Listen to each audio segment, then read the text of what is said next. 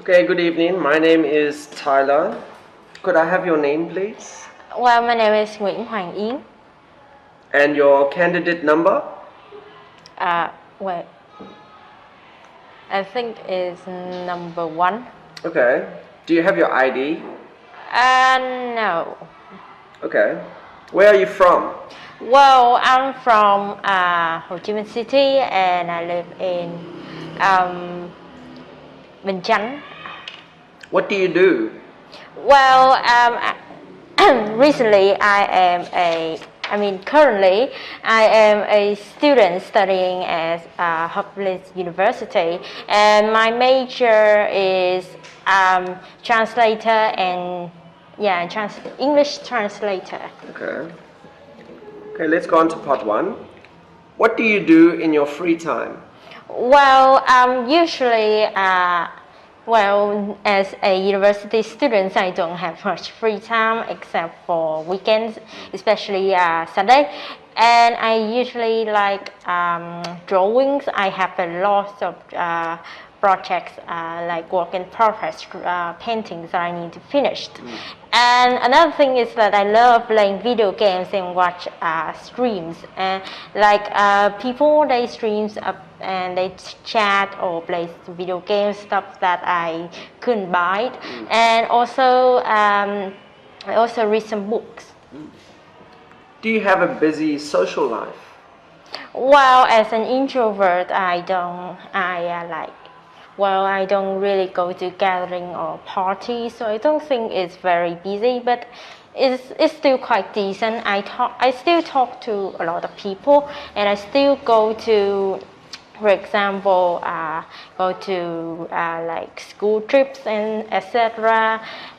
For mostly for my school project. Do you lead an active life? Well, like I said before, I'm quite introverted, and I'm still. I think I'm mixed between introvert and extrovert. Is I sort of I will be very active, and I will like take part in activities or group projects a lot, and I will try to give my best contribution. If but once my energy drain, I will couldn't do anything, and I will just lock myself in my room.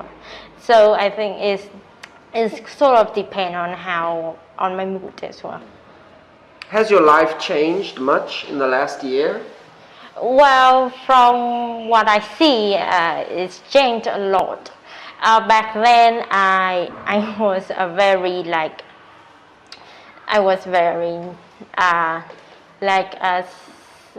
self-centered and naughty child. I always think for myself. All my actions are just so that I could satisfy my own interests, and I never care about how people would think. And how much my action would affect other people, especially my parents. But now that as an adult, I think more rationally. I think more about the consequences and the responsibilities I will have to face for my action, and I think I changed for the better. And I also have a job and all. Okay. What would you like to change about your lifestyle? Well, the one thing I would love to change is get over my drama. I have a fear of traffic, and that preventing me from getting my driving license. It is dated long ago when my father got into an accident and myself also got into an accident. So that one aspect is what I want to change, is that because without transportation, it's really difficult and inconvenient to move on with life. Okay, let's go on to part 2. You can have a paper and then you got a pen.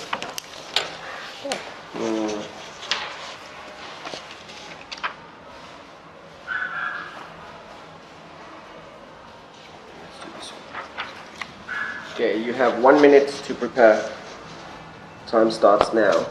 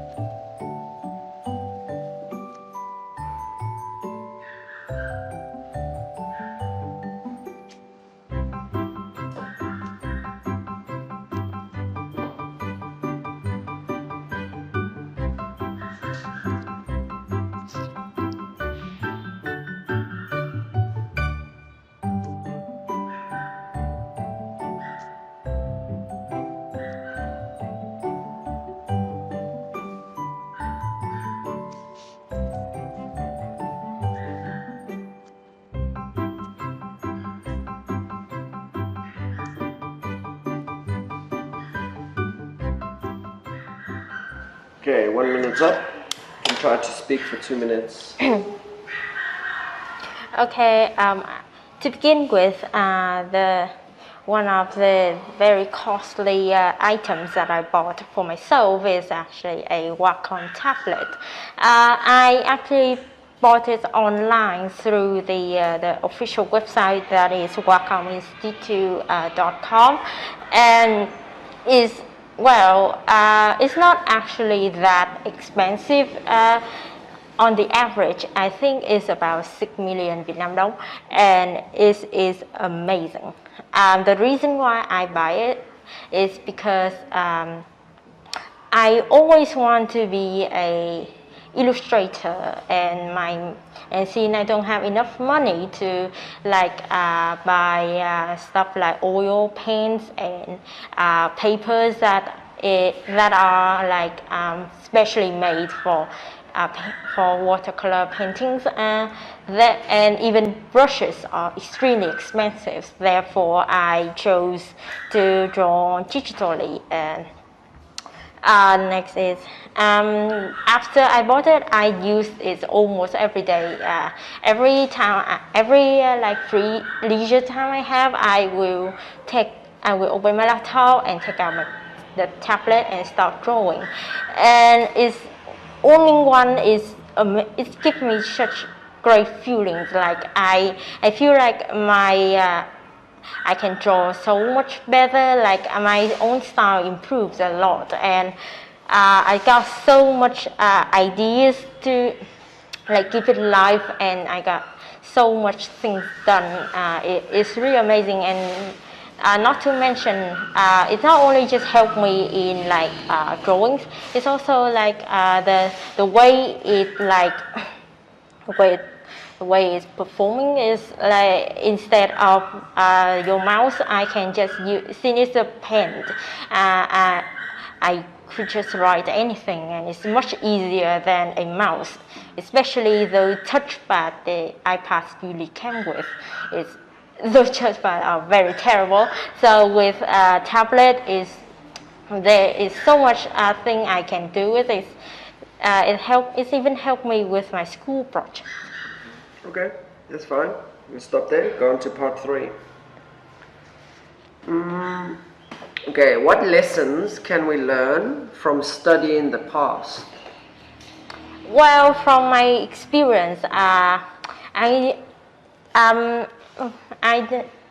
due to my nature, I do not really enjoy looking back into my past, but in order for me to grow as a better person, I still have to look back at it from time to time and learn from my mistake. For example, how I acted before compared to now is a huge leap. And especially compared to society, for example, in the past, women are being discriminated a lot, and they were deprived of human rights. And by looking from the past, we can see how brutal it is to ignore our own kind just because of gender. Therefore, learning stuff like words and how it affects on the society, especially on citizens, we can learn to avoid that and move on to the better future of peace. What events have happened recently that you think will be remembered as an important day in history? Or important event? Well, in the past decade, there are a lot of events that happened, and the one thing I would like to talk about is I think the COVID-19 is one of the biggest problem, and it's still going nowadays, and it's still just a fear. Is it from the past decades and centuries, pandemics always happened, and we never actually know when it's going to start and when it's going to end. But and it's the same with COVID-19.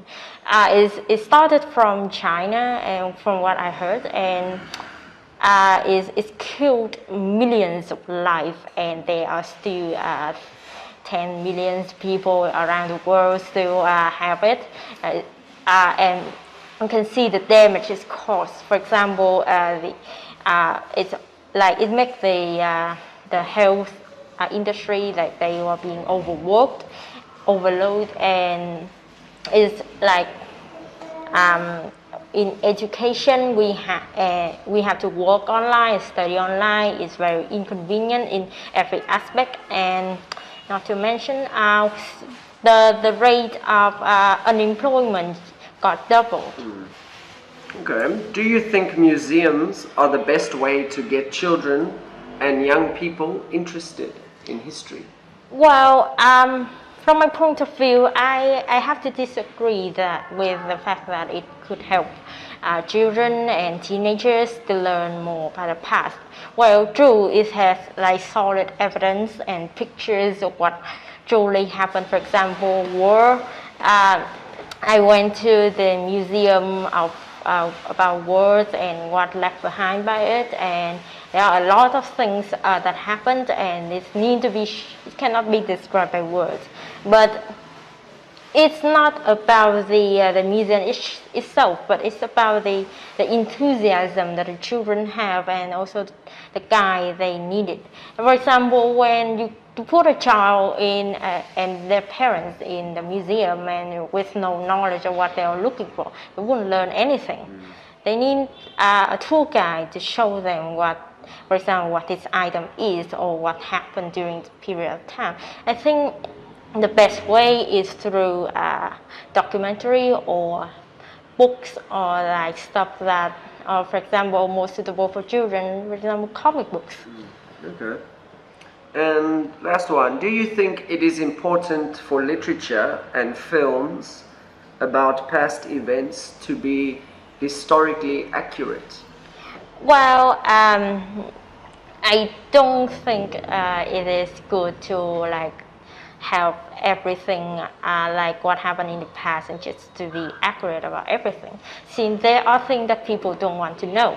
And if films and books are just wrote everything accurately, nobody is going to be interested into. Well, some might, for example, the researchers or students might, but I think it's best just put them in the documentary catalog. If people truly want to research on it, they will look for it themselves. And when people are forced to see something they don't want to, it won't leave any impression on them. They would just forget about it anyway.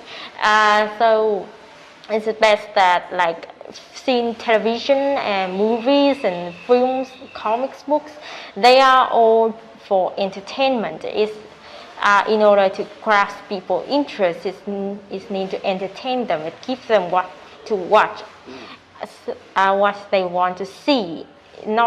It's not to like teach them anything. They